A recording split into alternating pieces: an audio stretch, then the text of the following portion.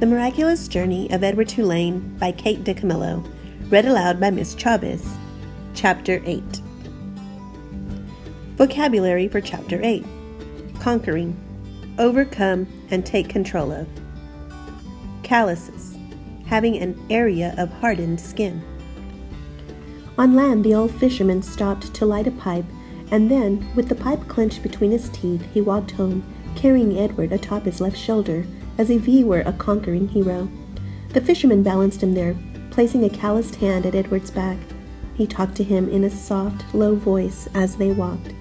"You'll like Nellie, you will," said the old man. "She's had her sadness, but she's an all-right girl."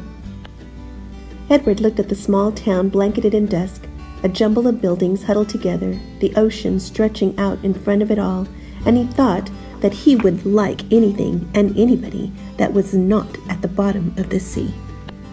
"Hello, Lawrence," called a woman from the front of a shop. "What have you got?" "Fresh catch," said the fisherman. "Fresh rabbit from the sea." He lifted his cap to the lady and kept walking. "There you are now," said the fisherman. He took the pipe out of his mouth and pointed with the stem of it at a star in the purpling sky. "There's your North Star right there. Don't never have to be lost when you know where that fella is." Edward considered the brightness of the small star. Do they all have names, he wondered? "Listen to me," said the fisherman, talking to a toy. "Oh, well, here we are then." And with Edward still on his shoulder, the fisherman walked up a stone-lined path and into a little green house. "Look here, Nellie," he said. "I brought you something from the sea." "I don't want nothing from the sea," came a voice. "Aw, now, don't be like that now. Come and see then." The old woman stepped out of the kitchen, wiping her hands on an apron. When she saw Edward, she dropped the apron and clapped her hands together and said, "Oh, Lawrence, you brung me a rabbit." "Direct from the sea," said Lawrence. He took Edward off his shoulder and stood him up on the floor and held on to his hands and made him take a deep bow in the direction of Nellie. "Oh," said Nellie, "here." She clapped her hands together again, and Lawrence passed Edward to her. Nellie held the rabbit out in front of her and looked him over from tip to toe. She smiled.